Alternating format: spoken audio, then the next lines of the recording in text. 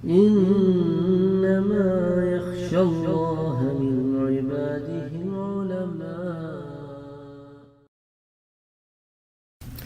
دوزخ میں نہ موت آئے گی اور نہ ہی عذاب ہلکا ہوگا.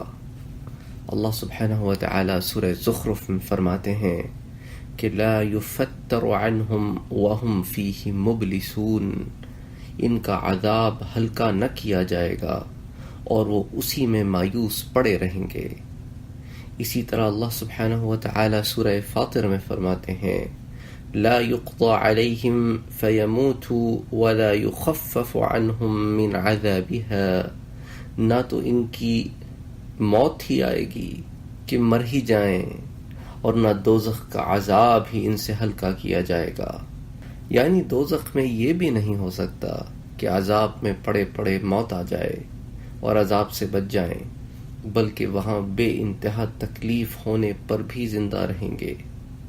حدیث میں ہے کہ جب جنتی جنت میں پہنچ جائیں گے اور دوزخی دوزخ میں جا چکیں گے اور دوزخ سے کوئی جنت میں جانے والا باقی نہ رہے گا تو دوزخ اور جنت کے درمیان مینڈھے کی صورت میں موت لائی جائے گی.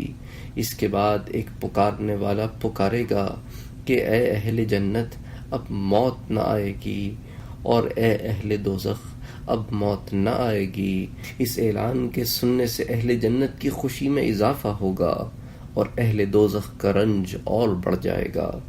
اس حدیث کو امام بخاری اور امام مسلم دونوں نے روایت کیا ہے، تو یہ متفق علیہ حدیث ہے.